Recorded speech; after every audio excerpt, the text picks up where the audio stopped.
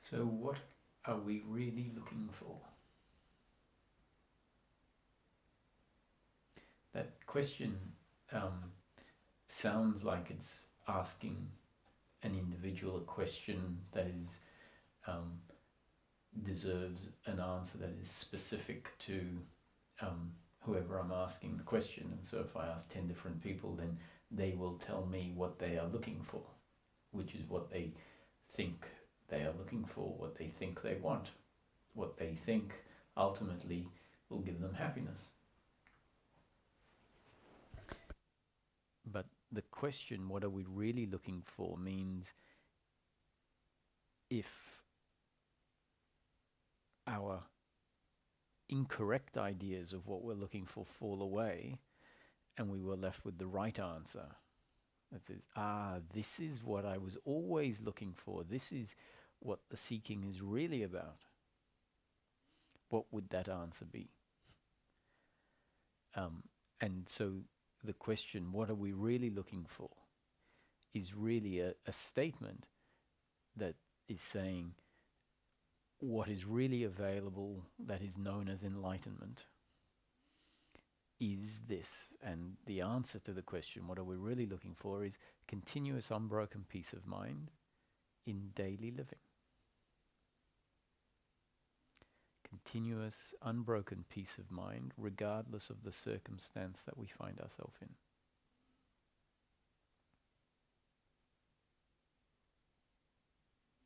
Now, this is absolutely crucial, as far as I'm concerned, for a seeker to understand, to come across, to think about at a certain point of the seeking. It becomes the beacon that keeps us on track. Without this question, so I suggest that a seeker asks themselves this question because they recognize, actually, it's a good question. What am I really looking for? I should ask this question and I should come up with an answer that is correct or that I agree with. And often, if we ask ourselves a question and come up with our own answers, there's a good chance that we're going to be off the mark because we tend to make mistakes. And so it's always good to see what the teachings are pointing at, what the teachings are telling us. So that's what a teaching is. It gives us a whole lot of hints and clues, and it just waits for us to hear them as they have always been presented. And so a teaching and teachings essentially help us to not make as many mistakes, because they're essentially saying, well, this is the answer, but don't just take the answer. You need to work back and get that answer. You need to work it out for yourself. You need to come to this answer for yourself. But I'll give you the answer to start with, so at least you can work back and know what the answer is, but you have to come to it for yourself. And the teachings sort of go further than just giving the answer, but they'll even give a whole lot of points of contemplation that will help, potentially help at the answer sinking in and going, oh, I get it. I actually get the answer for myself. So what am I really looking for as a seeker? As a seeker, what am I really looking for? Ramesh used to say, this is a great question for a seeker to, if a seeker was sitting in front of Ramesh, he would say, it's a great question for you to ask. Ask me anything. But one of the questions I suggest you ask is, what am I as a seeker really looking for? And Ramesh's answer would be, first, that is a great question. Why is it a great question? Because if you're going to spend years or a lot of your time focused as an earnest seeker, it would be good to have a direction to head in. And once you have a direction to head in, and it's the right direction, it prevents you from having to go down a whole lot of paths and potentially find that they are cul-de-sacs or dead ends or taking you to somewhere you didn't really want to go. So the answer he'd give what you're looking for is peace of mind in daily living. Peace of mind in daily living for Roger or for John or for Mary.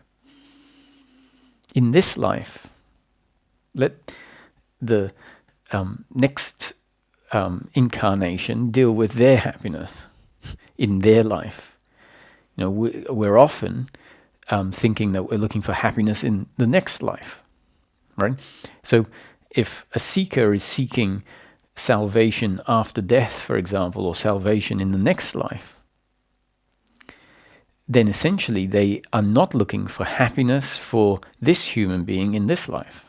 So it means that they are essentially not aware of what liberation is, not aware of what they are really looking for. So what is continuous unbroken peace of mind? The continuous unbroken part links in with regardless of the circumstance we find ourselves in. Because broken peace of mind, non-continuous or broken peace of mind, means peace of mind that is there and then it's shattered and replaced by its opposite, or that which covers up peace of mind, which is suffering. So if you find yourself in the course of a week with peace of mind and then suffering and peace of mind and suffering, then we can say it's not continuous unbroken peace of mind, because certain situations, usually circumstances, tend to create the response within us which is suffering. And that is what breaks our peace of mind, covers up our peace of mind. And so when we have this answer, what we're looking for is continuous unbroken peace of mind. It's very important, if we're going to investigate it for ourselves and come up with the what I am looking for from my own investigation, from my own experience, is continuous unbroken peace of mind. We need some explanations that allow us to know what that is really pointing at.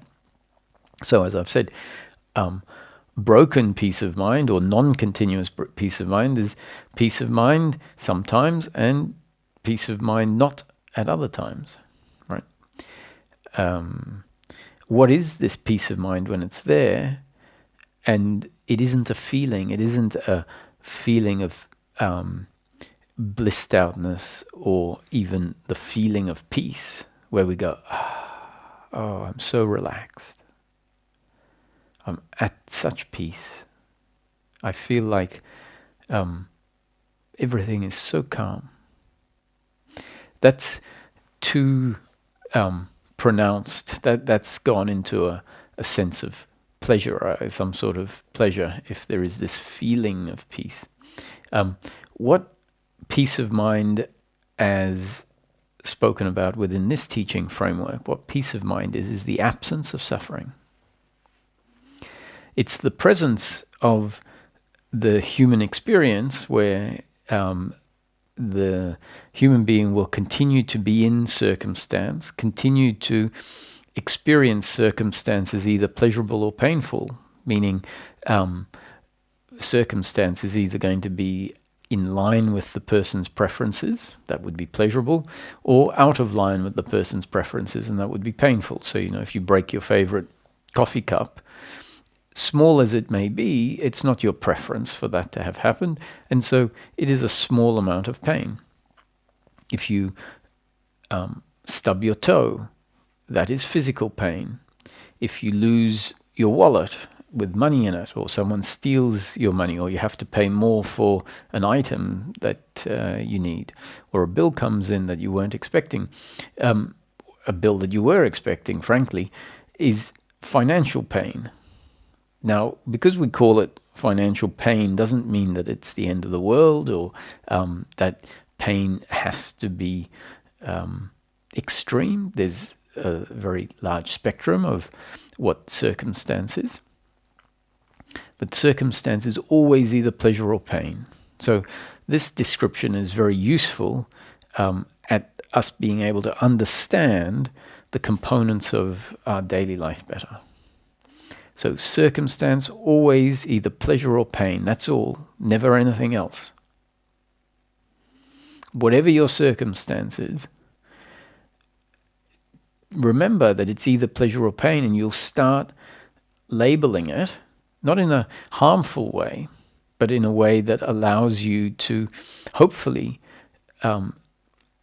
end up with a relationship to the flow of life that is a little different to the relationship that has developed in a way, what we could say unconsciously, that is the relationship to the flow of life, the relationship to pleasure and pain, the relationship to circumstance that creates the uncomfortableness with oneself. And part of that shift is to understand that circumstance is either pleasure or pain, because the truth of the matter is that as our relationship with circumstance has developed, it's developed in a way where there is an underlying, deeply ingrained belief that circumstance is a defining factor to who I am. There is a deeply ingrained belief that is more than just a fleeting belief, but it's become essentially part of who we know ourselves as on a deeply, deeply ingrained, in a deeply, deeply ingrained way. And so what that means is that when circumstance happens, the circumstance automatically is received and processed by our sense of self, by our deeply ingrained identity.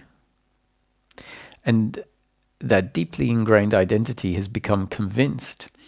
It sort of got hypnotized very slowly through the developing process from a baby to adolescent and so on,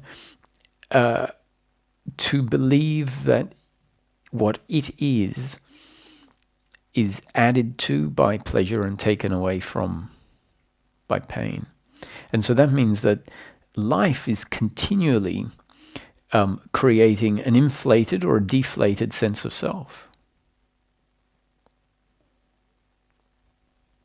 So no wonder we feel uncomfortable in life, because essentially we have a sense of self that is highly fragile or highly interdependent with circumstance that is continually in change.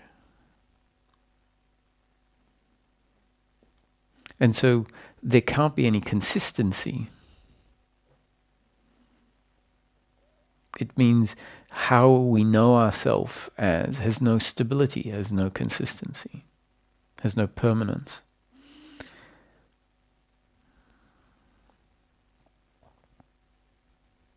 And really, the fact that this has happened is pretty good news. Not in that this happening has delivered a positive outcome or a positive sense of self or a comfortable sense of self. It hasn't. It's what's created the uncomfortable sense of self. But so you might say, so why do you say this is great news? I say it's great news because it can change. Because what our identity is essentially mistaken. It's a conclusion that was formed by the cognitive process, not where someone actually sat down and said, okay, I think it's about time that I form a sense of self and I know who I am, so let me ask this question and I'll spend the next 3 days coming up with an answer. No, it doesn't happen like that. It happens very gradually as life impacts the system and the awareness that is always here registers the experience that we have from a very young age of a baby starting to experience the senses and figuring out the consistencies of things and forming an idea, oh, that must be an important person. That's where I get my food from and my care from. Without it being a thought, just it gets formed on a essentially pre-thought cognitive level. And our identity gets formed starting from then and carrying forward based on how we are in the world, and it seems like it's a fairly standard identity that gets put in place. So even though people's circumstance is radically different, the way that the experience of life, the experience of the body, the experience of pleasure and pain is registered, is it creates this identity that says what I am is added to by pleasure and taken away from by pain. So the good news is that that's an error that got put in place, a very complex cognitive process that creates what we can call the human condition prior to freedom from that particular human condition.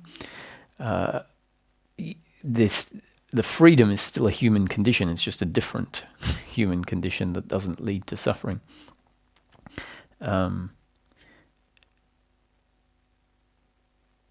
And what happens when that identity is challenged and dissolves is that essentially we're left with another experience of life, an experience where the identity that feels like circumstance is adding or taking away from it, that identity is gone. So now circumstance will continue to happen, but it won't be registered in our system in the same way.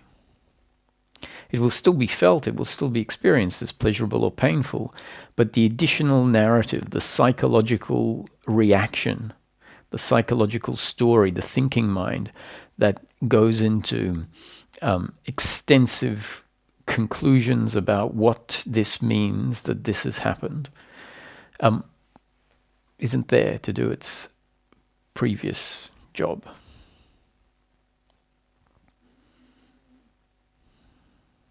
And so what the human experience then is that,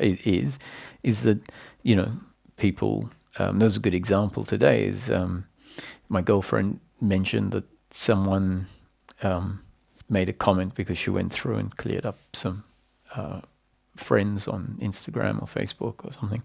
And someone she didn't know got taken off the list, and they wrote a message, upset at this.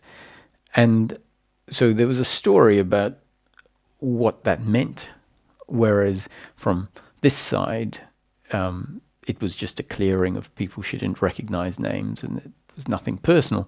And yet from the other side, the person saw that this had happened, got some notification or something, and felt like it warranted a message and an explanation and all sorts of things. Maybe even a retaliation. And so the end of suffering would be something like those things are still going to happen. And the response is, oh well, these things happen. Someone maybe doesn't like me. That can be one of the reasons why something like that happens. And instead of it being a psychological story where it's like, oh, I have to make them like me, I have to convince myself that they are wrong for not liking me, so at least I can feel valid. All of that falls away. And the reason it falls away is because our sense of self is not determined anymore by these circumstances. And so when the circumstance happens, there's a letting go of it very quickly. It's like, who cares? Who cares that someone unfriended me? We don't even look.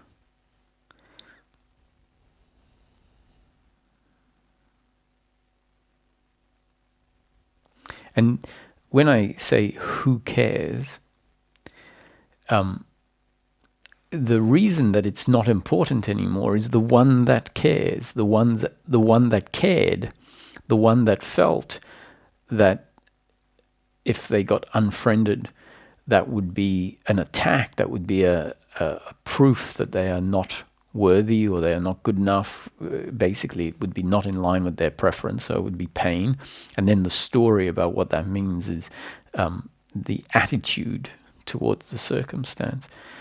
And that identity used to basically that was its job, to form all these conclusions about itself based on what other people were thinking, what other people were doing, how the circumstance unfolded. And that identity actually dissolves. It dissolves when we start realizing, when we start hearing your true nature is unchanging, is unaffected by circumstance, is already complete, is already happy, is already whole. What you really are at your core is not dependent on outcomes, is not added to or subtracted from because of outcomes. So when we think about this, if we think about it, like, what does that mean? It means that what we already are is happy, because it's not unhappy, because it's not feeling that it needs to become, that it needs the future to deliver. And why is it not feeling that? The reason that it's not feeling that is because it can't think in those terms. It doesn't create the thoughts that are the uncomfortableness. And this is why it's called our true nature. Our true nature is happiness, and happiness is peace of mind. Happiness for the human being is not the happiness that we are convinced, the word happiness, for the most part, is associated with a positive feeling. And so if I say I'm looking for happiness, sometimes people jump up and down going, no, we're not looking for happiness, because they've been seeking for long enough to realize seeking is not about happiness in the traditional use of the word, i.e. happiness where you are joyful and you are cheery and you are, the life of the party and you're always laughing and lighthearted and enjoying ice cream and amazing holidays and doing everything that you enjoy. That's a happiness through outcomes. And the happiness that is really available, the happiness or what we are really seeking, is peace of mind. So happiness through peace of mind, as opposed to happiness through outcomes. So if you want, you could just, let's not use the word happiness, because happiness means pleasure. I mean, I'm trying to make it very clear that in this context, I don't use the word happiness to mean happiness through pleasure. That is pleasure. In the context of these teachings, happiness means continuous, unbroken peace of mind. So someone might say, well, why don't you just say peace of mind? We're looking for peace of mind. Yes, I do. Sometimes I'll say we're looking for peace of mind. But that is the human happiness. When we have continuous, unbroken peace of mind, if someone says, are you happy? You say, yes. And they say, why are you happy? It doesn't seem like you have anything out of the ordinary. And you say, my happiness is not a happiness through outcomes, but my happiness has presented itself in the form of peace of mind. So that's why I keep saying, what are we really looking for? We're looking for happiness, because we are. It is correct to look for happiness, but let's be clear what the happiness that's available is. The happiness that requires our attention is happiness through continuous, unbroken peace of mind. So if we see ourselves seeking happiness in outcomes, hopefully a realization that is what's happening kicks in. And then another thought could arise based on a deepening understanding that says, there goes the old habit of seeking happiness through outcomes. And we can maybe know that that's a result of the old identity, the identity that was formed and has this idea about itself, i.e. added to by pleasure, outcome, circumstance, certain positive outcomes, circumstance, and is taken away by negative outcomes. So what that identity is continually doing is creating a story about how it's going to get more pleasure, pleasure, pleasure, so that it can be more complete, complete, complete, which means in its mind, that's when I will be happy, because it goes to its experience now and it says, no, I can't say I'm happy, but I understand why I'm not happy. It must be because I don't have the perfect job, the perfect car. In fact, forget about the perfect job. I'd like no job. Or it comes up with also, if it then gets to not have a job, when that's what it thinks its happiness will be found in, it'll still find the uncomfortableness there, the suffering there. And it will know intuitively, I'm not happy. And so it will come up with another thing that, oh, it must be that I need my soulmate or whatever. And it can spend a lifetime flipping from one outcome that it's convinced will give it happiness onto the next. And so, once again, teachings come along with some hints as to what the problem is and how that problem can change. So the hint is your happiness is not to be found in outcomes.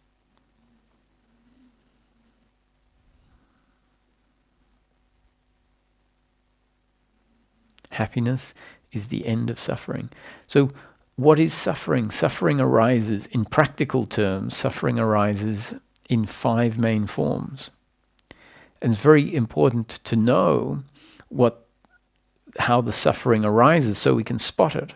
Why is it important for us to spot it? Because peace of mind, which is what we're really looking for, is the end of suffering.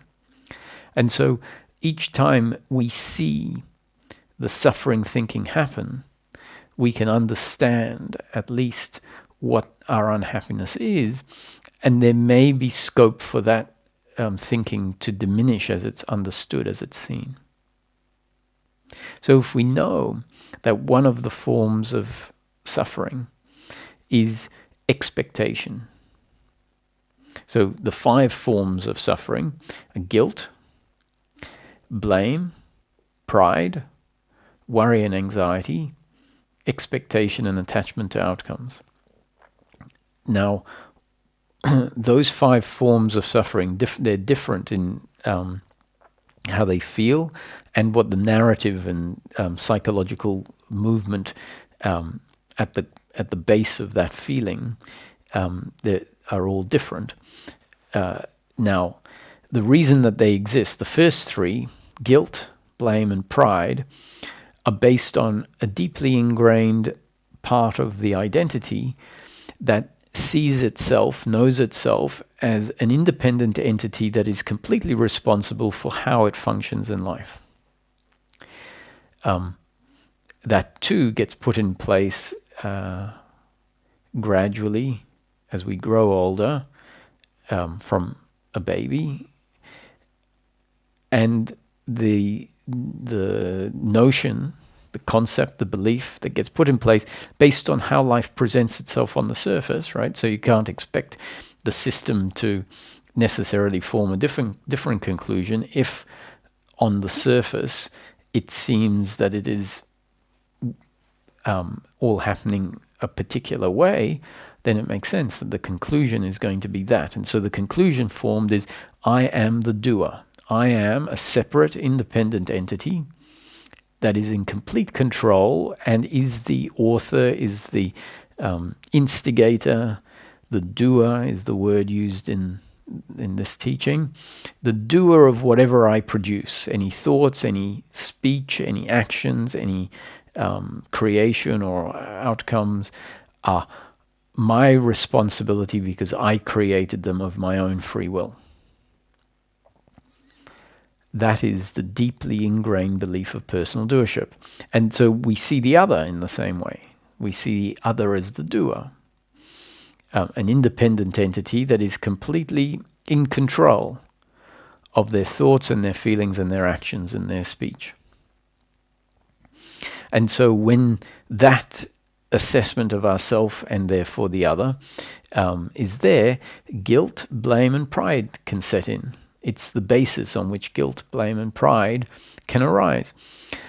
Guilt is an attitude towards how we function, an attitude towards how we think, an attitude towards how we speak, an attitude towards the behaviors and the personality we have, an attitude to the way that we interact with other people, that judges our actions as valid or invalid, valid relative to our sense of self.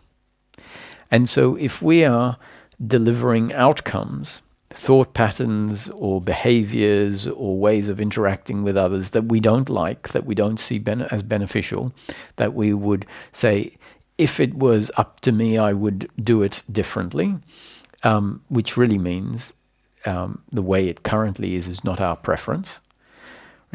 When the belief in personal doership sees that, it sort of gives itself a bit of a slap across the face and says, why are you doing it like this? You shouldn't do it like this. You're worthless. And that is the sense of guilt and shame. It looks at something you might have done in the past, where you might not have owned up to something, you might have lied about something, you might have got caught out in a lie, and it feels very guilty about that. You might not have helped a friend. In the case of the Bible story where Saint Peter, one of Jesus's apostles, at the time when Jesus was being arrested, and they were looking for his followers and his friends, Peter denied knowing Jesus 3 times, and this was predicted by Jesus. You will deny me 3 times before the cock crows.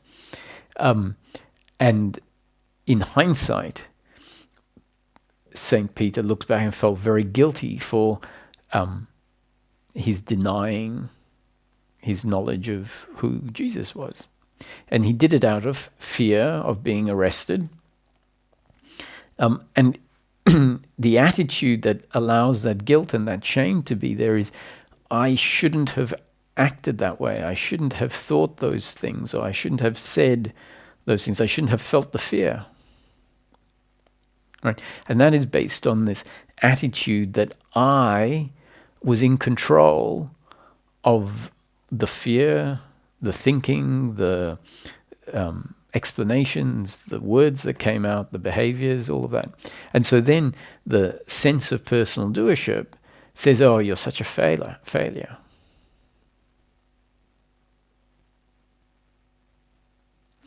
And what the concepts being put forward here suggest is that we are not the doers. And so this attitude of personal doership needs to be considered, needs to be looked at. May be looked at and seen to be flawed. Why is it said that we are not the doers? Well, there are 2 perspectives you can look at. One is that we are not the doers because life is a creation happening according to God's will. Life is a creation happening according to cosmic laws. Life is a predetermined story. Life is a dream. Life is an illusion. All of these words have been, and descriptions have been mentioned in wisdom teachings for thousands of years that are highlighting that life, as we know, the experience of life is maybe not as it seems, is maybe not what it appears to be. That the world of form may not be as formful and real and solid and objective as our experience of it suggests. Life is a dream, a creation unfolding exactly as it is created to unfold. Not even created according to laws of cause and effect and laws of physics. Under this explanation, even the laws of cause and effect and physics and time are all essentially illusory, all part of the creation of time and space, which means a creation that at its base has time and space, but that time and space has been put into place. So the manifestation refers to the manifested creation. Now, this implies that life might be much more in line with what we are starting to understand as virtual realities. Something that is not as objectively real as it appears. Now, on the basis that life is not what it appears, not unfolding as it appears on the surface, that means that our assessment of being the ones that are in charge of how we think and how we speak and how we act could be completely off the mark.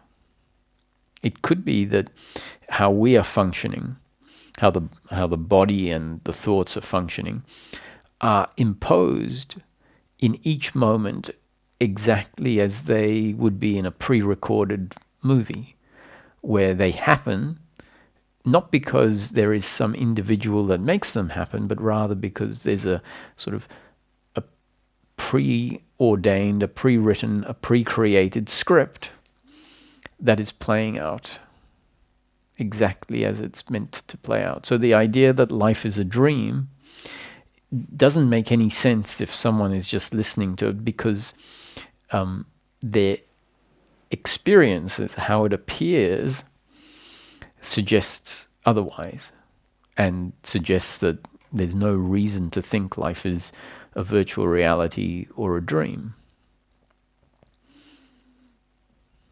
or a creation according to God's will, some omniscient creator that has created all of this, or at least our experience that we know as life. So if we were to talk about this to someone off the street, they'd say, well, I can't see any reason to think that. Why would a seeker start to move in that direction, move towards maybe seeing life that way, maybe even not only seeing it, but then experiencing it? Maybe not only just experiencing it, but knowing the other to be false. The main reason is that when seeking happens, it happens because we have realized that life is suffering, and the movement has been a movement towards it's time for a change, that it's this suffering that needs to be looked at. So questions start to arise. What is all this about? Why am I here?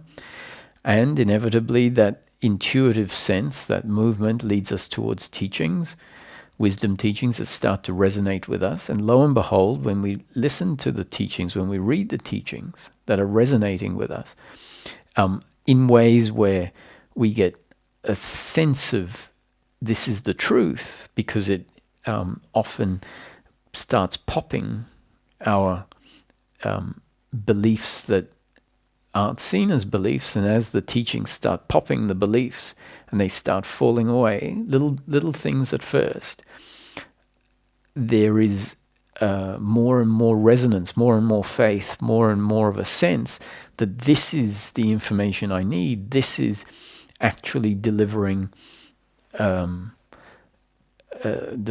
new perspective that is allowing the old perspective to fall away. And as that resonance, as that trust in the teachings develops, there is more inclination to not doubt it as much as one would if one isn't resonating, one isn't on that path.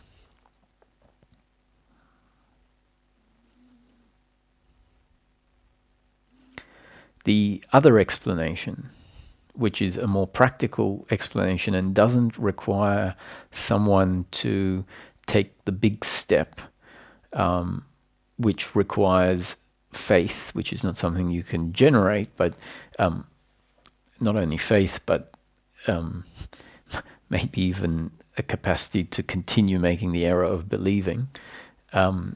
So that notion that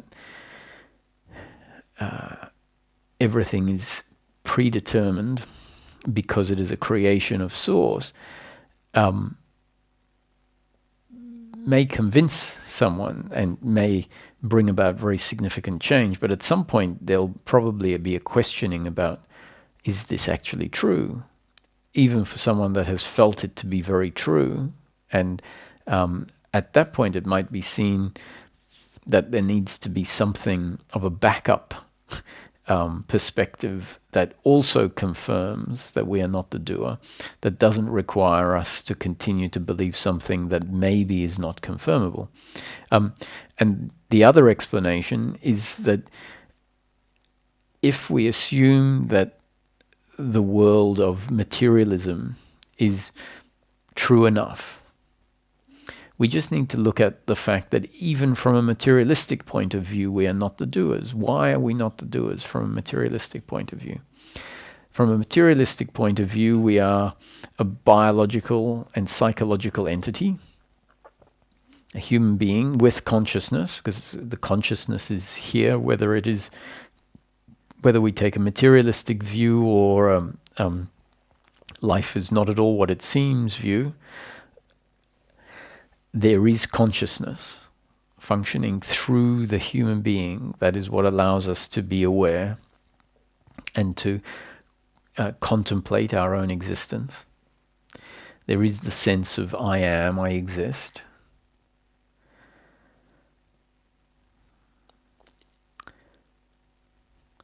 And that human being, that biological, psychological entity, essentially was formed by life, was grown by life, was introduced into life by life, and is functioning according to life's rules, according to life's design, the design that life injected into the human being.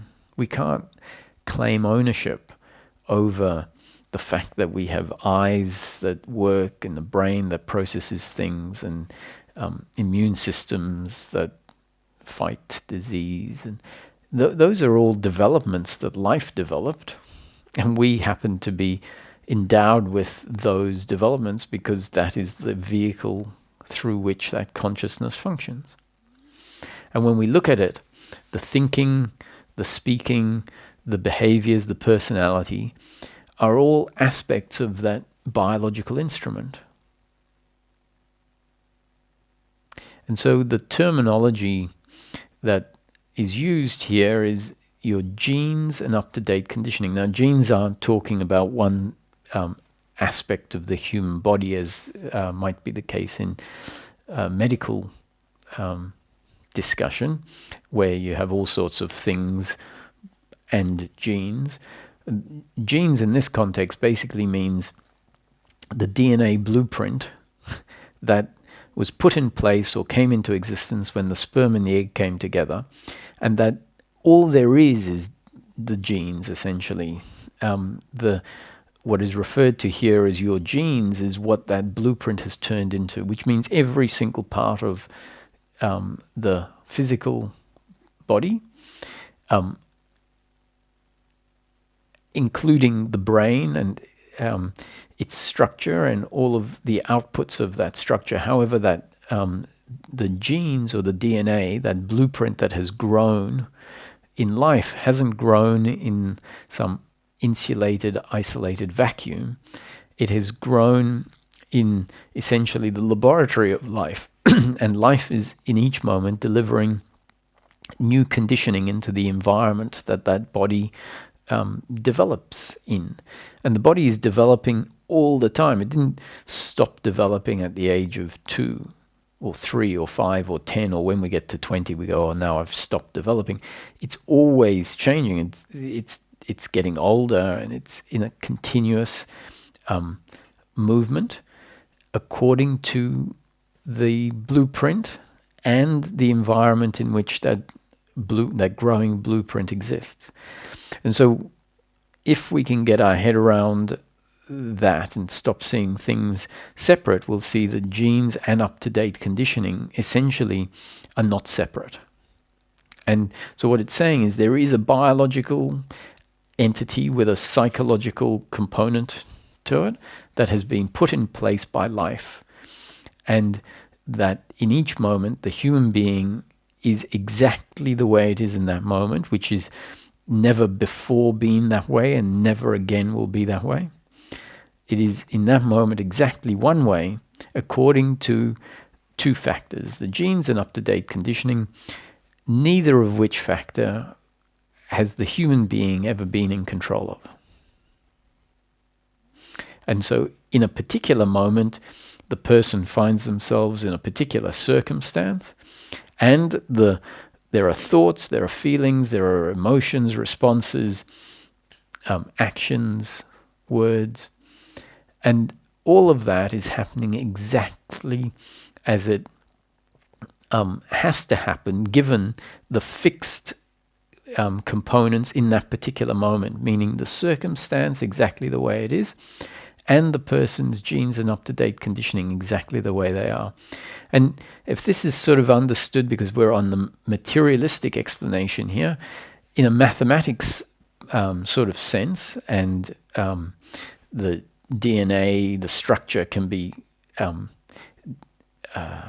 displayed mathematically, and so can the circumstance be displayed mathematically, that it could be seen that the numbers dictate the answer, essentially. And so if anything was different, if the circumstance was different, it would be different numbers in the circumstance, which would mean a different answer. And in this case, the answer is referring to, let's say, the response or the reaction or the feelings, whatever took place in the person, was an outcome because of everything being exactly the way it was. Now, our thinking doesn't appreciate this, and our thinking says, oh, I should have acted differently. There it is. What a joke.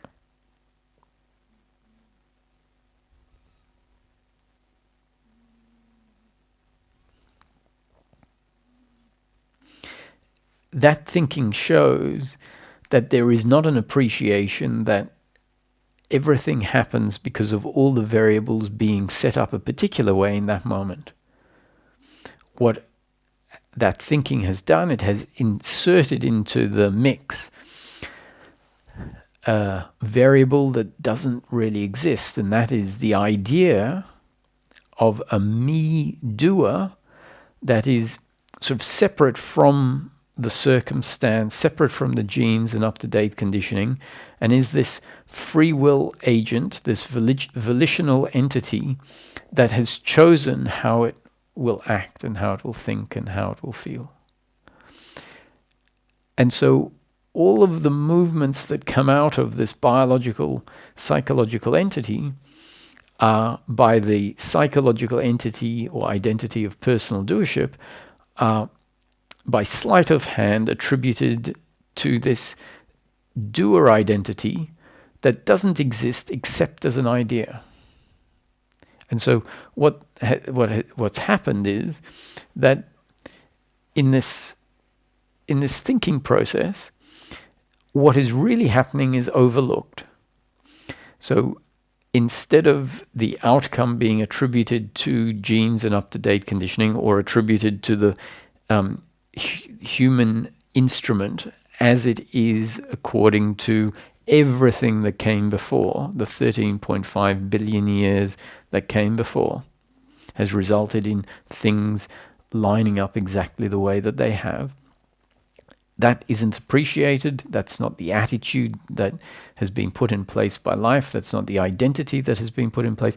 The identity is the identity of personal doership, and says, oh, these words happen because I, as a separate independent entity that is unaffected and wasn't determined or influenced by everything that came before. I, as a volitional entity, did that. And so then we feel guilt. That's what happened in the case of St. Peter in that moment. Jesus, in the story about St. Peter, and didn't blame him for it, as he didn't blame who was the disciple that betrayed him for the coin, for the money, and went and kissed Jesus. These are all stories. I don't know if they're true. Probably not. Who cares? Doesn't really matter. The point is, the metaphors in the story, as far as I'm concerned, is what we need to mine for these, and they exist in the Jewish tradition, in the Islamic tradition, in the Hindu tradition. There's equally as many parables in and stories and metaphors in all of the traditions. I'm just picking one of them, and I don't have a great affinity towards one or the other. Judas was the disciple that betrayed Jesus, and Judas also felt a tremendous amount of guilt, according to how the story unfolds, such that after he got his 15 pieces of silver for pointing out which of the people was Jesus by giving him a kiss on the cheek, he felt so guilty that he hung himself on a tree, and the 15 pieces of silver were found on the floor. And whereas Jesus, the attitude, assuming Jesus is a representation of wisdom, the attitude towards Judas was, this is what was going to unfold. This is my destiny. This is how my destiny is going to unfold.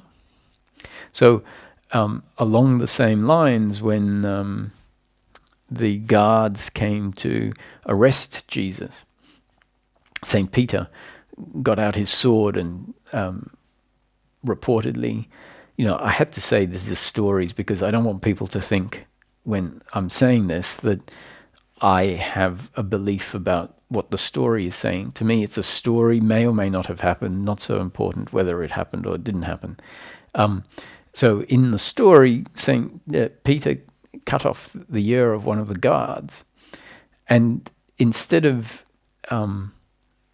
allowing that to happen and trying to get away, Jesus stopped him, supposedly reattached the ear to the guard's head so that the damage was undone, and he essentially surrendered to, this is my destiny. This is what I'm destined to go through. And the guard is just an instrument through which my destiny is going to be carried out.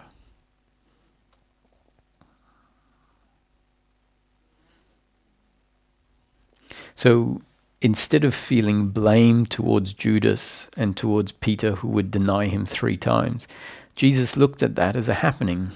It was just the unfolding. And so there was my projection, maybe there was, but it's how the stories are delivered, no blame towards the other.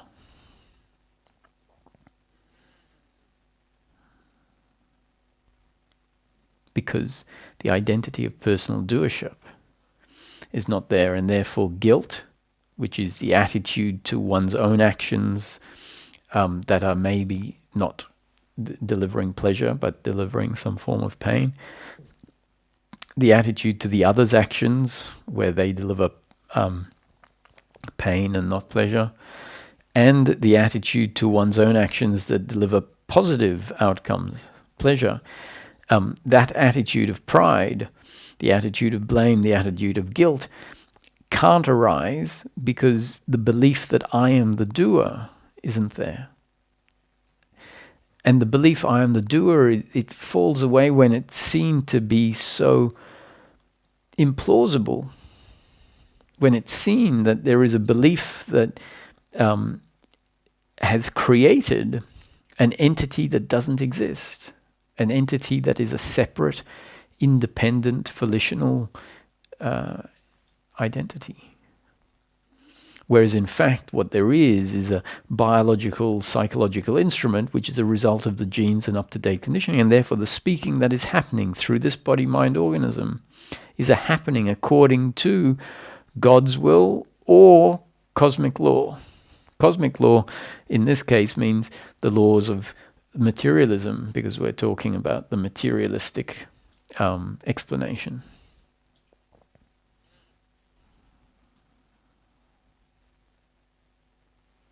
And this means when it's seen, not as a belief. It's no point someone going, oh, I think I listened to a talk, can't remember the guy's name. Oh, Roger, that's right. And he said that we're not the doers because of, I don't know, genes and conditioning, up-to-date conditioning. That's right, yeah, something like that. So no need to feel guilt and blame and pride. If that's your understanding of non-doership, or someone who goes, oh no, I listen to Roger every week and I'm sure that we're not the doers because I think he really knows his stuff and he keeps saying it. That either of those are sort of a belief. It's not known for yourself, but how do we know it for ourselves? Because it came up a couple of times in some talks that I was having with people this week, where they say, I just don't feel like I'm not the doer. I said, don't worry about how you feel. Life on an experiential level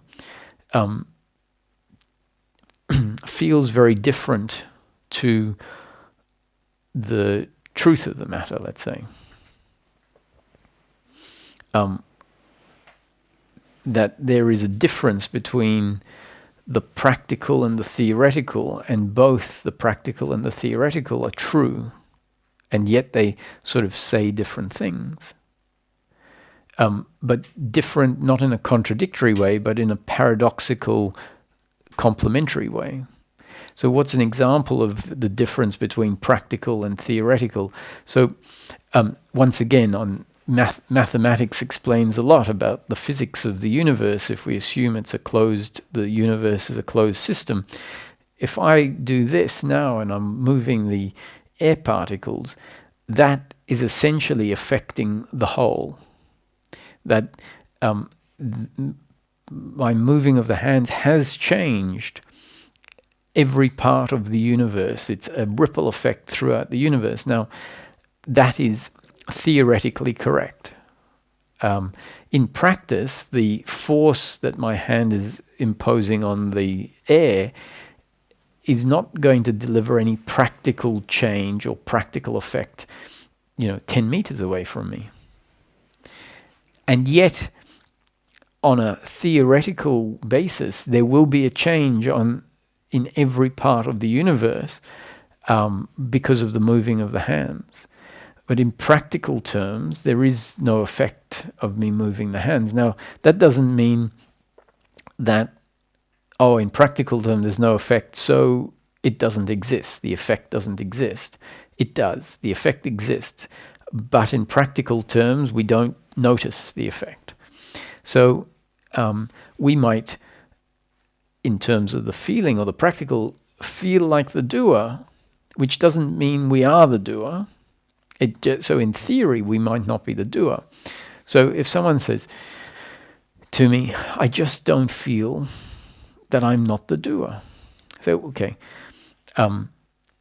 what is the teaching really saying? The teaching's saying this. It's saying that you are not the doer, whether you feel it or not, on the simple basis. It's sort of grade 5 or maybe 6 or 7 understanding. The reason it doesn't get understood, and believe me, I've spoken to people with incredible intelligence that work in jobs and do research and have an incredible intelligence, and still the notion just sort of falls flat. Now, the reason the notion of non-doership falls flat is not because it's a complicated notion, but rather because the identity of doership is very strong, even in very intelligent people, and it prevents what is being said from being appreciated. When it's appreciated, we realize what a simple concept it is, what a simple notion it is. So the teaching is essentially saying what I've said, that we are a result of the genes and up-to-date conditioning. The egg and the sperm come together, a blueprint is there, and the human body grows. It grows in an environment, and any thoughts, any feelings, any emotions from the point of conception onwards are all a result of that particular design. And so we are not the creator of our thoughts, our actions, our movements, but rather we are the output of this in movement design of life. I am an output. My thoughts are an output. My sense of self is an output. My words are an output. My hand moving is an output. I am an output.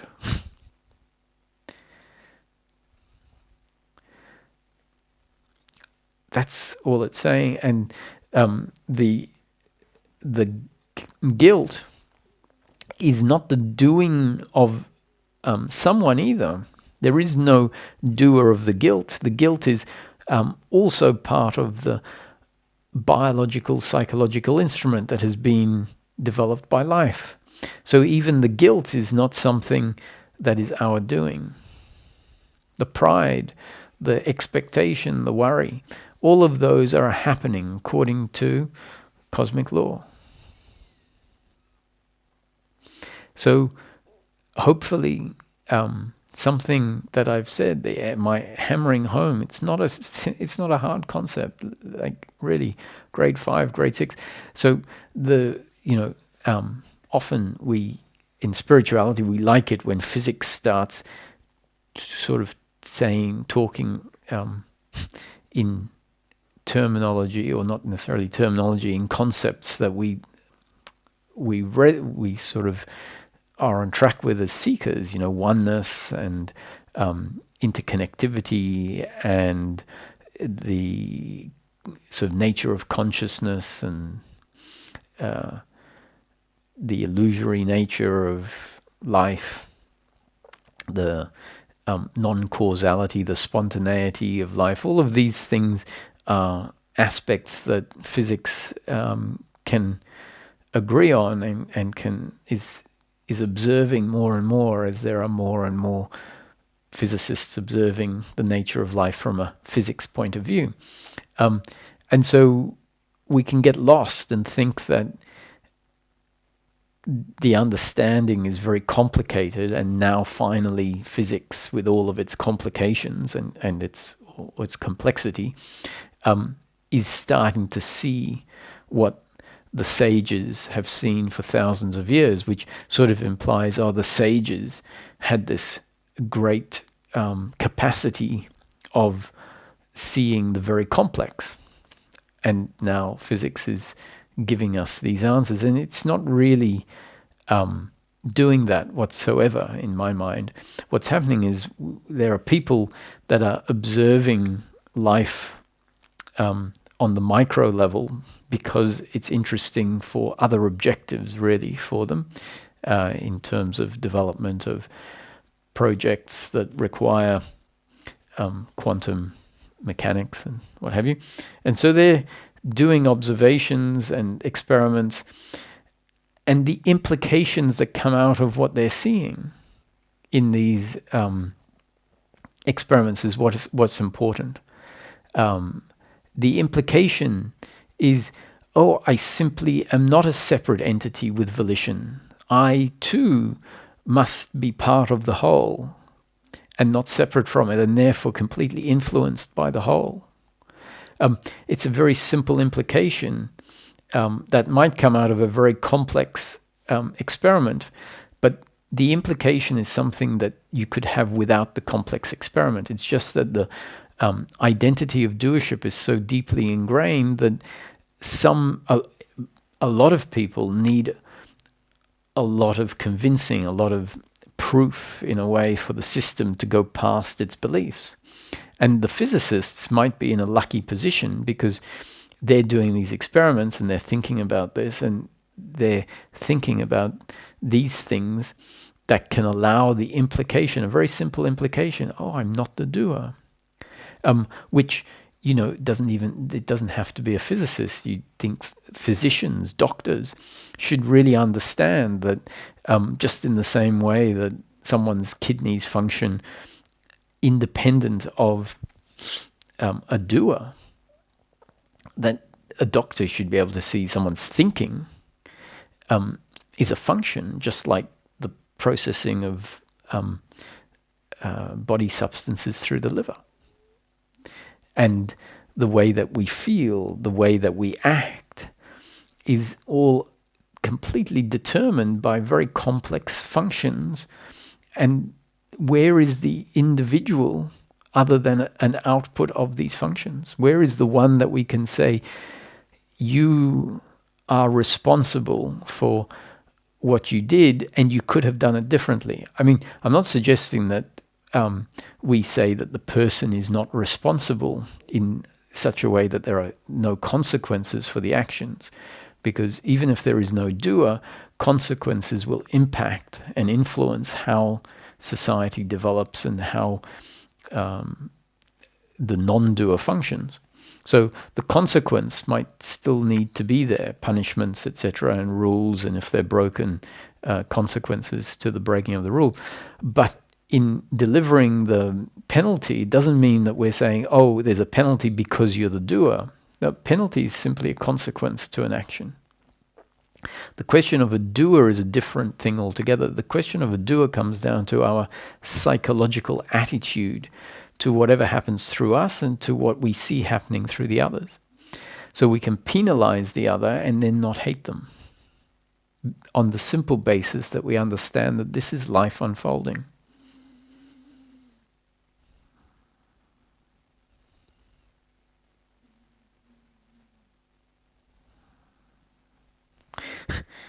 This all stemmed out of the 5 forms of suffering. Guilt, blame, and pride, they're the first 3. I'll try and make the other 2 quicker. Worry and anxiety, expectation and attachment to outcomes. So this goes back to the first part of the identity that I spoke about at the beginning of the satsang, before the identity of personal doership. And these 2 parts are like 2 sides of a coin. They make up the psychological me that is essentially what creates, while it exists, the sense of uncomfortableness, because it is the false sense of who we are based on deeply ingrained beliefs that are so unquestioned and so essentially believed to be the truth, that what stems out of that tightly knit set of beliefs feels like a concrete me, a concrete sense of self, and it's very uncomfortable.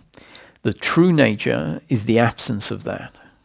And the true nature doesn't feel uncomfortable because it's not a belief system that creates an idea of its self-worth based on this and that.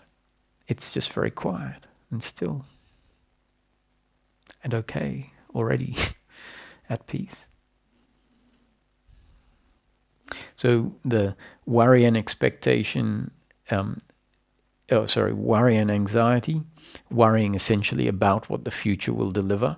And because we believe that our happiness is dependent on outcomes, then the story is, and what if the outcome is this? What that will mean, and we have this whole idea about what it means about me and my happiness and my life and what have you.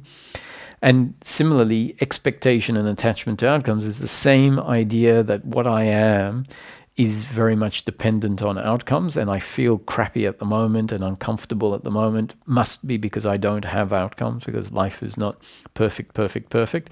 And so we create all these ideas of what we imagine the perfect ideal of our life to be, and set up expectations of what will deliver happiness, which is essentially outcomes.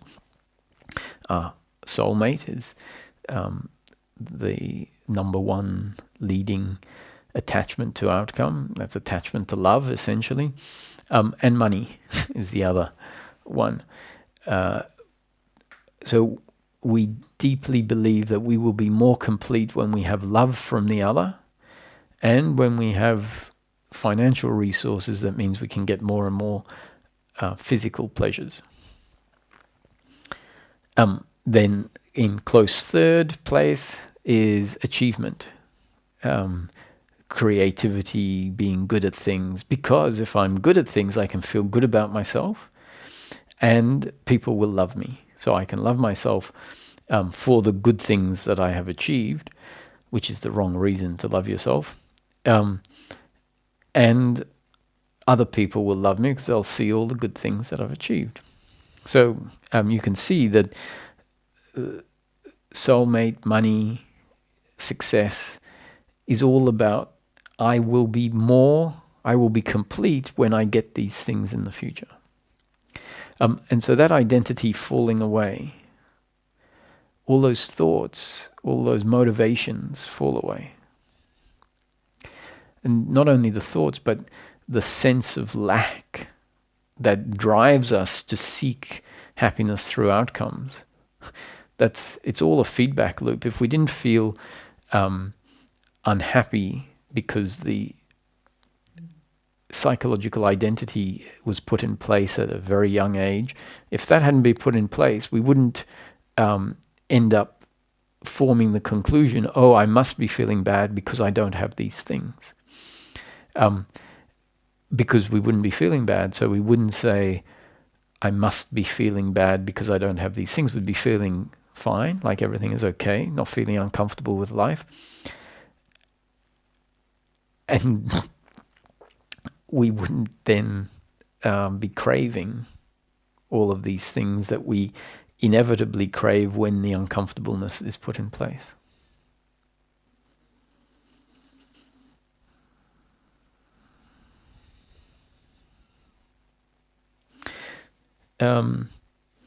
So understanding that these are the 5 forms of suffering, and understanding that what we're really looking for is peace of mind in daily living, which is the dissolving of the suffering, and understanding that expectation will sneak in the back door and we will start expecting the end of suffering because we've heard about it, and so then our expectation says, oh, that sounds like something good.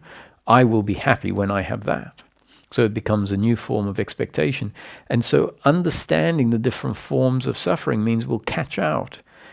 We'll start to see all the different forms of suffering that arise. Now, it's very important to see this as suffering that arises not because of your doing, but rather it arising in a particular body-mind organism, meaning it is arising in a particular set of genes and up-to-date conditioning that is very specific in that moment.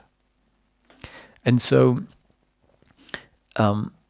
listen to the satsangs with slightly different ears. What has happened, I see it over and over, and it's a form of suffering that gets in the way of the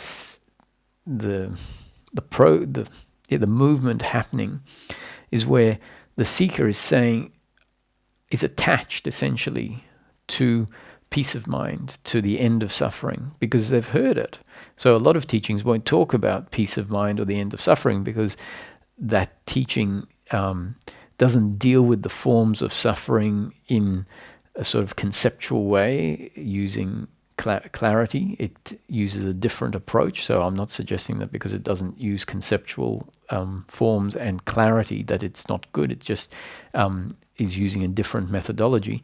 And because it uses a different teaching, uses a different methodology, and doesn't create an intellectual basis on which certain forms of suffering can get caught out, it will choose to leave out an explanation about liberation is the end of suffering, and will leave out all of these explanations about what suffering is, etc., because it understands that the seeker is just going to get attached to that and will just have another job to do, which is to undo that attachment, and we don't have the tools to do that because we're not explaining it in intellectual, conceptual terms. Whereas this teaching is, so it can bring in something that is going to be a potential problem, because it is at the same time explaining that this could be a problem, so keep an eye out for it. It is going to become a problem, that's okay, but when it becomes a problem, hopefully we'll be able to catch it. will be able to see it. The seeker will be able to say, oh, I am attached to outcomes. So the teaching about that I've been talking about today of non-doership is not telling you to stop your suffering, right? Someone might say, yes, it is. You're saying that peace of mind is the end of suffering. And, well, I'm after peace of mind. I'm going to make it happen, so I have to stop the suffering. Listen to the teaching as if it is a set of descriptions, not a set of prescriptions, because that's really what it is. The teaching is new conditioning that, as it's delivered, may become part of your up-to-date conditioning, and the human being functions according to its genes and up-to-date conditioning. And so the teaching is delivered not as a prescription to a doer. There is no doer to do it. There is only the human instrument, genes and up-to-date conditioning, and the teaching is throwing out new conditioning.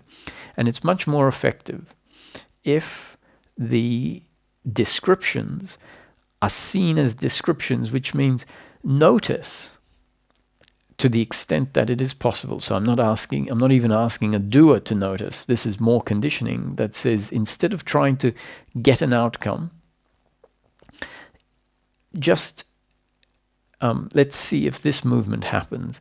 Suffering arises, and the thought arises based on the genes and up-to-date conditioning that says this suffering is happening simply because the combination of genes and up-to-date conditioning dictate that it happens. Not my doing, but a happening. Now, if that were to happen, that's got no attachment to outcome in it. That's not saying, there's that damn suffering again. Let me try and bring it to an end. That would be the attachment to outcome kicking in without us realizing it. Whereas if the movement is there, what I am observing in the present moment is suffering, and therefore, if the suffering is arising, it must be there because of the genes and up-to-date conditioning that life put in place, which therefore means it is destiny for in this moment there to be suffering. So the expectation of changing things is not beneficial. In fact, it is a form of suffering.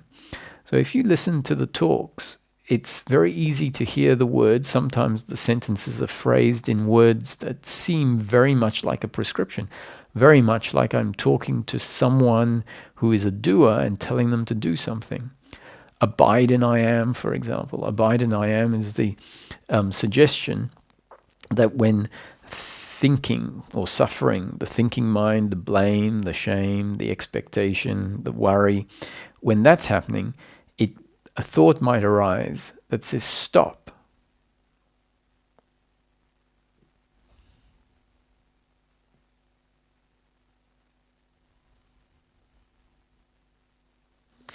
And that stop thought is a bookend to the thinking. It's not telling you to try to stop. It's just saying stop and be.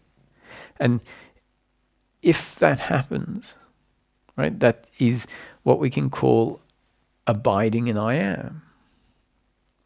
Now, that is abiding in I am is happening.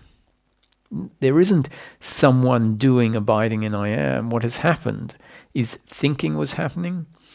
The thought stop, which is like the final bookend thought, happened. And abiding in I am is happening. So it is a description of what might happen and not a prescription of what to do. Whereas if I say, whenever possible, abide in I am, it can easily be heard as, no, but Roger, you're telling me to abide in I am. Hear it from so the belief in personal doership will hear everything as an instruction to it.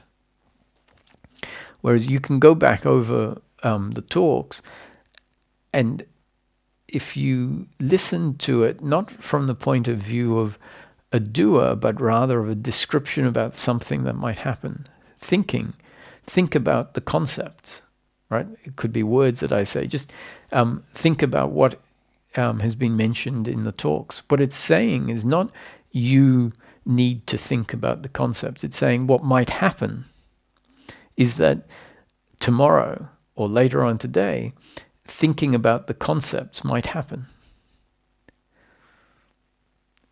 Because the concepts were delivered in satsang, which is new conditioning. The new conditioning becomes part of your up-to-date conditioning. And the thinking is simply an output of your genes and up-to-date conditioning. And therefore, thinking about the concepts might happen.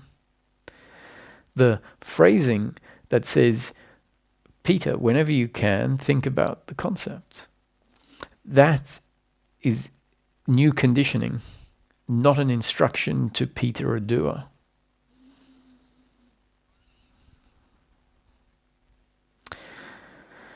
Well, that's enough of that. Take some questions.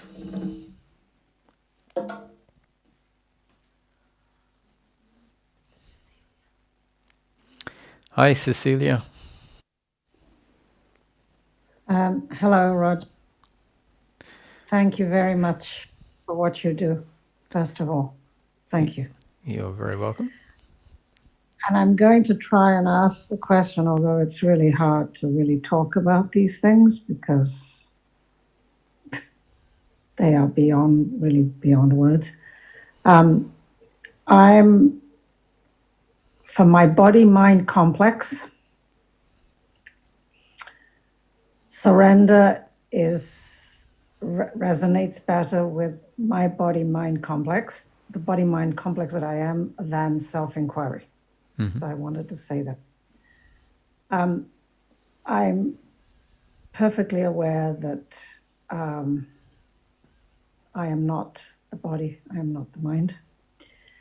I'm also aware that there is no one to understand anything. Mm-hmm. And it's not like because I have the intention or I see it as an end, but I seek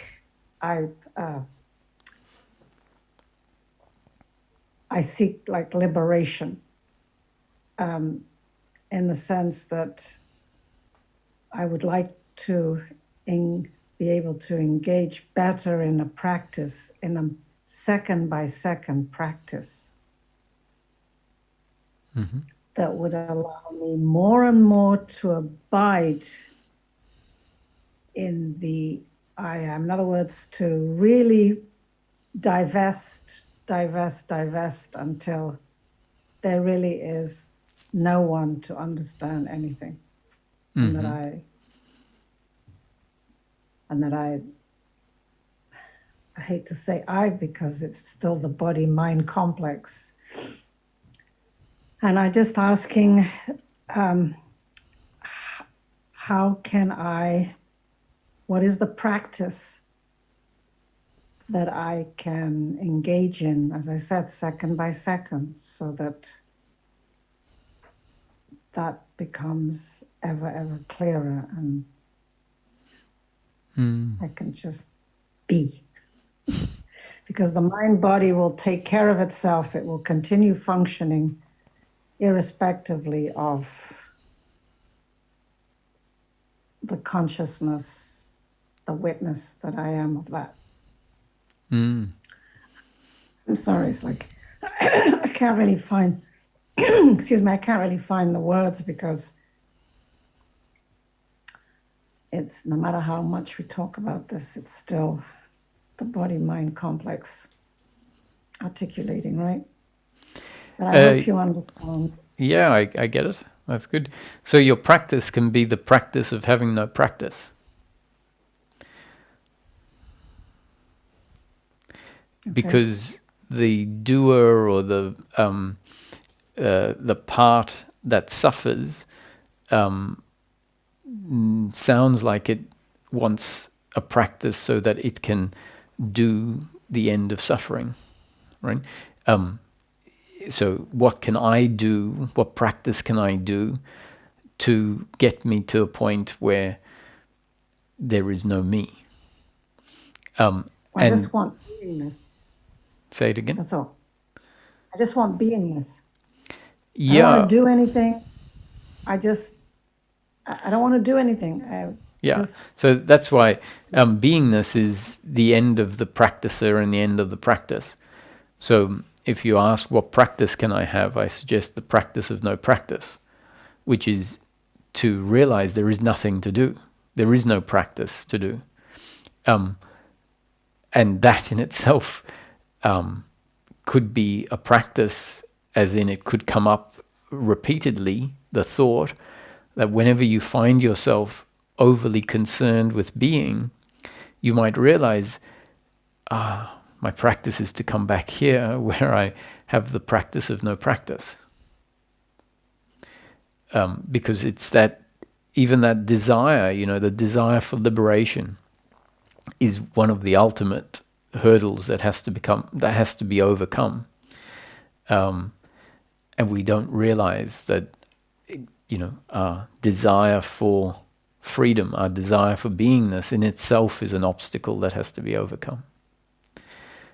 Because it's a very well disguised form of suffering, because it seems so well intentioned, right? It seems like such a noble pursuit.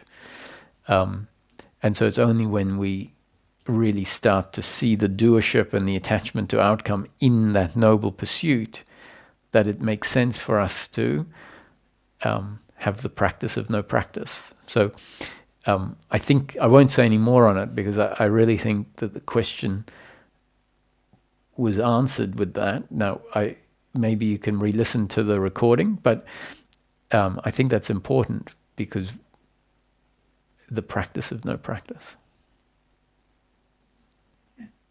Thank you. You're welcome. Thank you.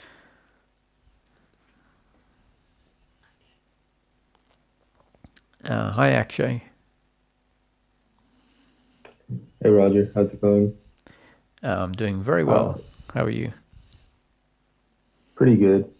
So, as I've been listening to these talks, a lot of the unnecessary stuff has fallen away, where I'm much more peaceful and relaxed in my daily activities. One thing that hasn't is uh, this feeling, I guess, of nervousness or anxiety around strangers or when I'm meeting new people, like, the generic social anxiety. Um, and like this has been like around me for like a while, so I have a feeling it's more deeply rooted than some of the other stuff that fell away. But I feel like I've done like on the intellectual level, this understanding has like gone in pretty deep, but it's just like there's still like this residue left over here that needs to be cleaned up. So well, you see, I I was thinking the opposite. Don't worry about the residue. My view is like if you look at the anxiety more as a biological reaction in this sense, even if it is suffering, if you just look at it as a happening, more like say, you're a timid person or a shy person, and interactions make you feel awkward or uncomfortable or anxious. And really the attitude is, oh, this is my personality. And the attachment to outcome says, oh, I need to have a good personality or not be anxious. And really the dissolving of the doer, which is, as you say, happening, and it's happened in other areas, it's always because we end up saying, who cares? The beginning of the dissolving of any problem is when we stop being particularly interested in it. And the reason we stop being interested in it is not because we've lost interest, but rather because the one that was interested in it is dissolving. And what that means is now there is more of the attitude that says, well, that's just who I am. At least on a biological or psychological level, there is anxiety, so I'm just let it be. Yeah, I I definitely see that. And it's not like a huge deal that I'm trying to like fix. You know, it's like at the end of the day, if it's like if I can't do anything about it, I'm fine saying like it is the way it is. We'll just see how it goes. But what I wanted to get at was, uh, is there any use of sitting in like meditation and like being with the I am? Because I've heard of like, you know, if you sit like that, like I read on Wikipedia, apparently Nisargadatta, he said that he used to sit for hours with the I am, and like peace and all embracing joy became his nature. So I'm wondering, like, would spending time like that help loosen up some of the other stuff? Yeah, don't take things too literally. Nisargadatta, from what I've seen, wasn't the perfect manifestation of what was it, all-encompassing joy. I mean, I know what he basically meant is, I believe what he meant is, given he's sort of in the same lineage, referring to all-encompassing joy as unbroken peace of mind, right? A serenity, not as in a feeling of serenity, but a detachment, essentially, which means non-identification with so many things that we were previously identified with in a way that would make us feel uncomfortable. So what the satsang today was about. And, you know, the wording in itself, which he might have used in particular satsangs, but if we listen to it in an overall context of understanding what he was saying in a broader context, we'd realize it wasn't about a feeling of joy. And even that very fact that we read around the place and teachings include things like joy and love, that it's very useful, and at some point it becomes this huge expectation about what liberation is. But anyway, going back onto your question about is there a benefit in meditating and abiding in I am, and in relation to your anxiety, and I'd say absolutely if that happens. But you know, the problem with me saying that is then you might turn it into I have to then do the meditating diligently, and that's the answer. But you may not. Also, it may land very much as something that either happens or doesn't happen, and your attitude is, oh well, if it happens, it happens. If it doesn't, it doesn't. In meditating, if it happens, what we find is a groundedness in a formless sense of self that is beyond form, essentially, beyond time and form, because the meditative state often is with eyes closed, especially as we're sort of engaging in it as part of the process. Often it's with eyes closed. The world of form largely disappears at first simply because the visuals are no longer there. And then as we become more and more present with the inner state, it might actually occur to us that we're still thinking about the world of form. So the visuals have gone, but we might still be thinking of ourselves as a person sitting in a chair, meditating in a room.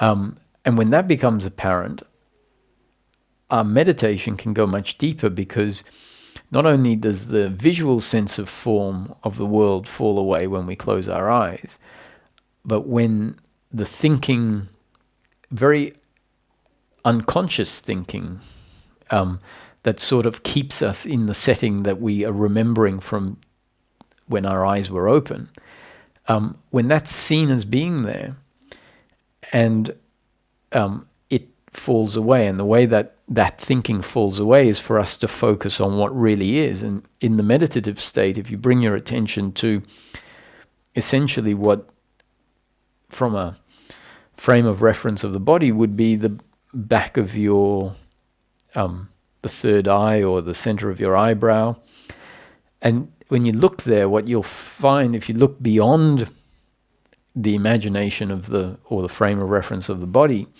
you find yourself in this, that there's a vast open space there, an empty, formless space.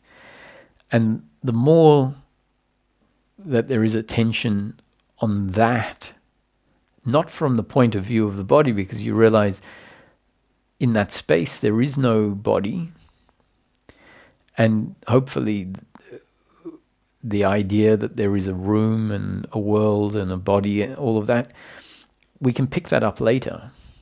But for now, it's meditation is to be with what is, and the world of form has dissolved. Now, me talking about it, for some people it's going to be the right time, and someone else in meditation in that world of form, the residual self-image, the visual we have that we've known ourself as exclusively for our whole life, which is essentially the body relative to the world of form, gets so easily and carried into the meditative state. And even though I've described the fact that we can see beyond it and see that there is no person as we've known ourselves in the meditation state, it may still persist until it doesn't. But once it doesn't, and we start finding deeper meditative states which reveal much more of the primal parts of the human being, or the primal aspects of consciousness, essentially being and awareness, because that is what exists in that vast open space. Is there's no form, no visuals, even sound can fall away.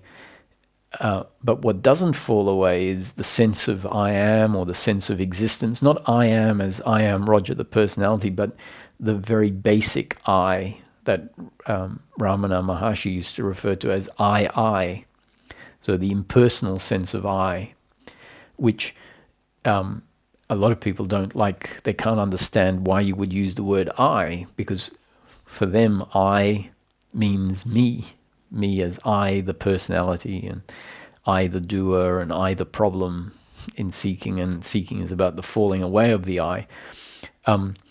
But it's really about the falling away of the doer, the me, the attachment, and the primal consciousness does have this undeniable sense of existence. And once our vocabulary has got itself away from the me, the word for me that fits that impersonal sense of existence is I am. I don't. It's a feeling, and it's like I don't know what I am.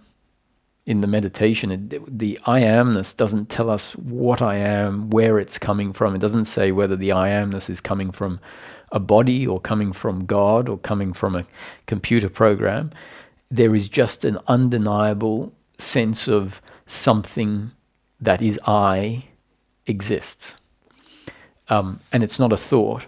It is an all-pervading, undeniable sense that is evident for everyone. Everyone always has it. It's just that the I thought, the me identity, tends to cover the appreciation of that impersonal I up. So meditation is a great opportunity for those me thoughts, the self-image, and all of the things it has to do, and all of the places it has to go, to fall away and to just be with what is, which as we go inward is this vast, empty, spaceless, formless space.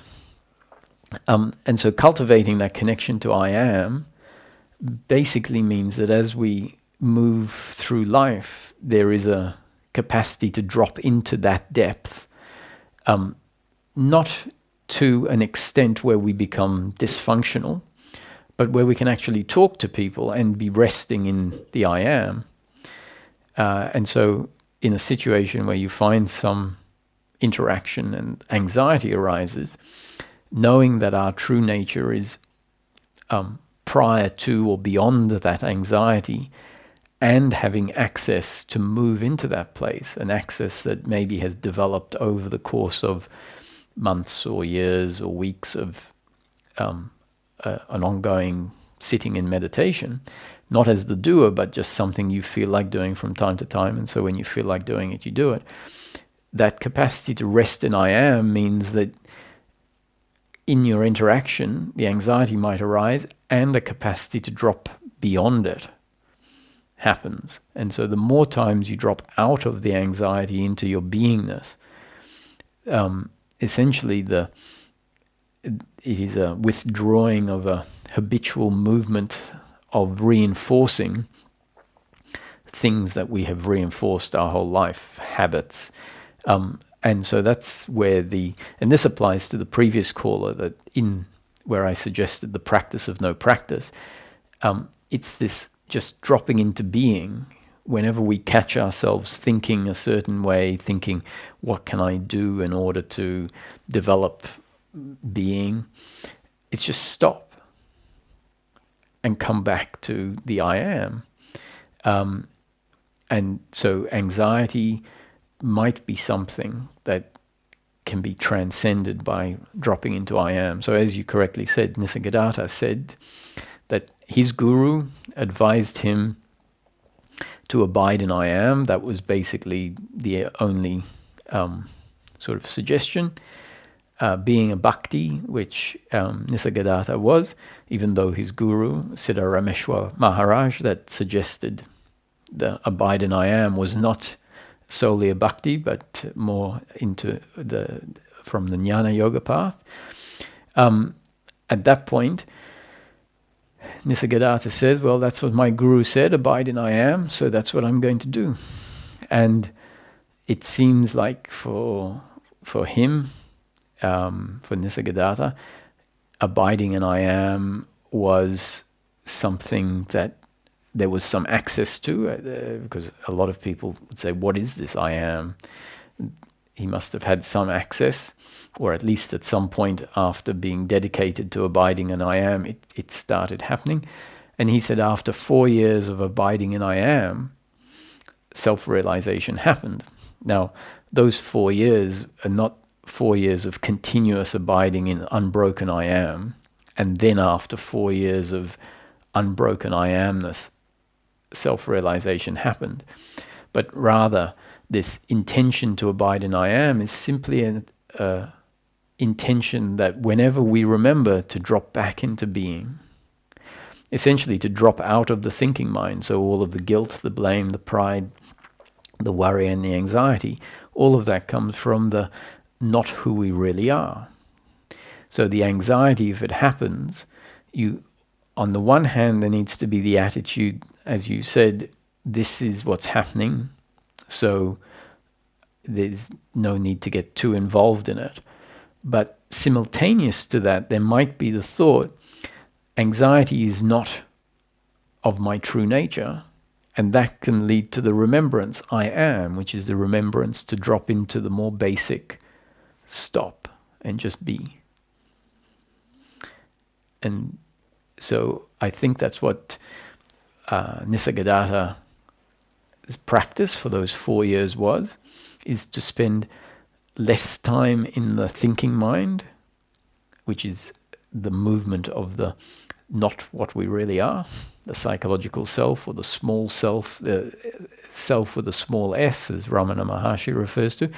And I am is what Ramana Maharshi would have referred to as the self, one aspect of the self, the existence aspect of the self, the isness, the I amness aspect of the self. And the other aspect of the self, which is the second side of the coin, which I also mentioned was always there in the meditative state, is the faculty of awareness. And so, in fact, we can say there is awareness of I am, and they are not two.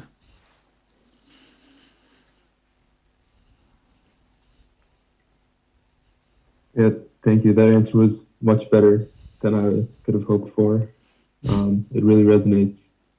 And there was one thing you said. So I have noticed, at times, the back of my head expanding. Mm-hmm. And you said like there might be like a feeling there, or like in your third eye or something. So I guess it's good to know I'm not imagining things. Yeah, there's a lot of movement that happens in the system, whatever that system is. A lot of opening up of channels, of energy paths, of beliefs. All of this is intertwined. I think beliefs are very particular energetic forms, and so experience on a experiential level can start to change. The qualitative nature can change, and that can include all sorts of weird physical or energetic effects. I think we'll take another one or two questions.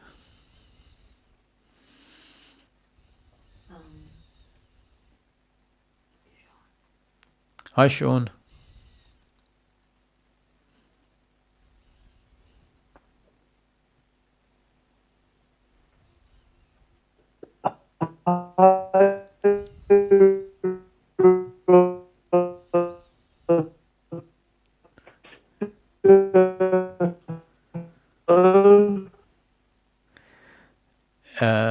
It seems like we have a very bad internet connection between the two of us, Sean. Your voice was all muffled. I'll take another question and then maybe try you just as we go out. Hi, Jaroslaw. Hello, Roger. Can you hear me? Yes, I can. Okay. So maybe today without video, or can I put my video? Yes, you can. Okay. So I need to wait. I'm waiting.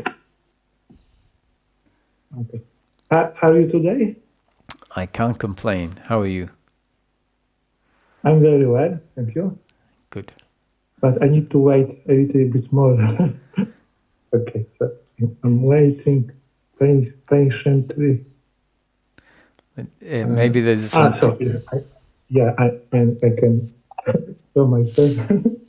Okay. So yeah, I'd like to say that at today's satsang, when I listen to your knowledge, your wisdom, and I'm in this meditative state, like just unmoved, like in this position of unmoving. It's so peaceful. I feel like my body. I don't have body, like transparent, just being, and it's a wonderful experience. And I'm not sure it's experience. It's like recognize that the recognition is just life, and I am the life. You are the life. It's like it's just a life, and it's fulfilled and whole, and it's beautiful. Yeah, that sounds like yes, not obviously not from your head, but more a reflection of the experience, right? And I think this experience is very, very humble. It's like, because it's not the doing of the ego. It's for free. You can't do this like by the effort. You just accept. It's more like letting go. And usually when the ego function, it's like they want something and don't want to avoid. But this is like wanting cut the life in pieces. Something like, something doesn't like. And it's unfair. And when you start doing this, it's in your body, there is no conflict, because the body like see its life as a whole. It's like at the cellular level, it's like we are in the flow of in all of what is. So yes. Yeah. The thought is now for the talking. The thought is like the all the striving. It's when is some like pain or unaccepted things in the body, and when you can like release, letting go, the feeling of body change, as I mentioned before, is more transparent. Mm-hmm. It's And more spacious, more open, more quiet. Yes. Yeah. Yes. And just to be pedantic, when you said when you can let go of the things that you want to change, more specifically, it's when the letting go happens, right? So it might even be some of the words or some of the way that I am describing, which is just new conditioning. That's just the environment in the particular moment, or even my voice, whatever, I don't know what it is, or a bird outside. And it's much less of you letting go, which is what you said. It's not something that you do, but it's just something that happens. It's like the letting go happens. And then it's like, oh, that's different. So once again, just so that we don't reinforce the sense of doership by, not for you necessarily, but people listening, to point out once again, we don't know why it happens, but it just happens. It could be the words that, and we hear it and we start thinking, oh, there's no need to resist. There's nothing to fix at the moment. There's nothing to think about. It's all God's will. The words can be just reminders that quieten things down.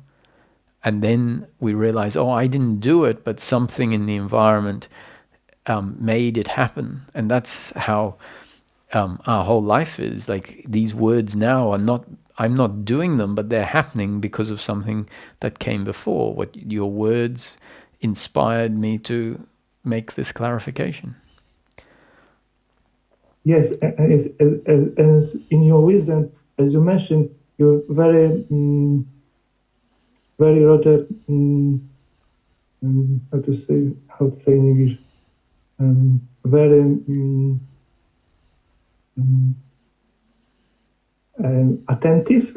Oh, yes. Like you say the word patentic, but I'm not so like I think in your way it comes from empathy, that because each moment there can be movement of strength in this I am the doer emotion, or and different like position, and you in your understanding you see that the better for the whole is to letting go. So not strange in this idea that the ego can do this, something do this. Let's say this word. Mm-hmm. But when it happened, it just, as you say, it just happened, and so the great gift to see that.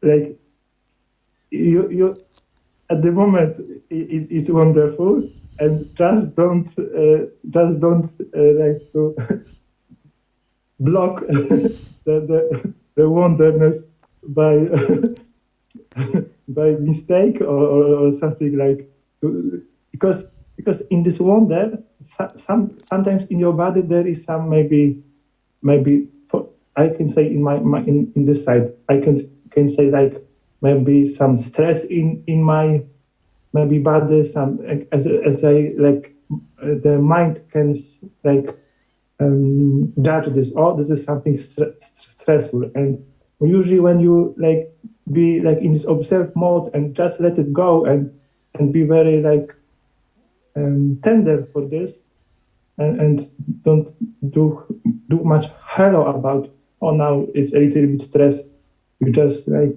let it go. It's usually much more beneficial to hold to like let it be the pain part a little bit at this moment, and see that's the happening, and don't do problem about this. That's it. Yeah, that's the end of the one that needs to get involved. Yeah. Jaroslaw, it was nice talking to you. I want to just try to see if I can connect with Sean again, because he's tried. Okay. So I'll say goodbye to you and see if we can see Sean. Okay. Take care. Thanks, Jaroslaw.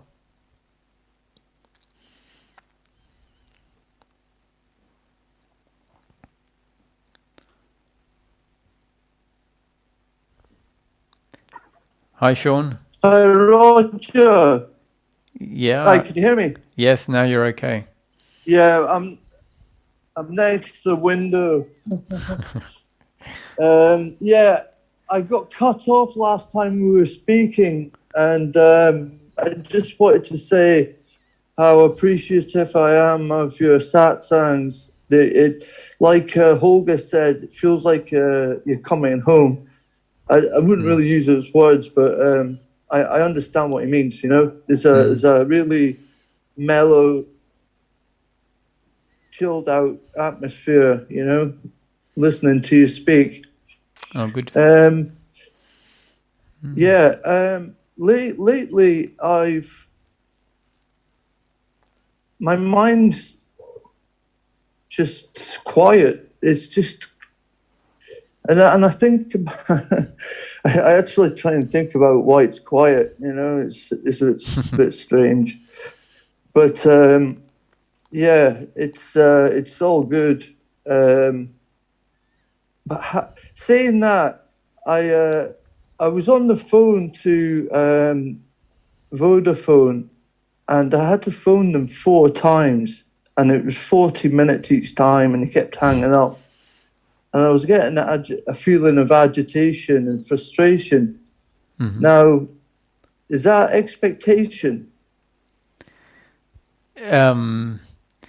Well, it doesn't have to be there. You can have a biological reaction that is... frustration can happen as a biological reaction, but it won't carry on horizontally in time.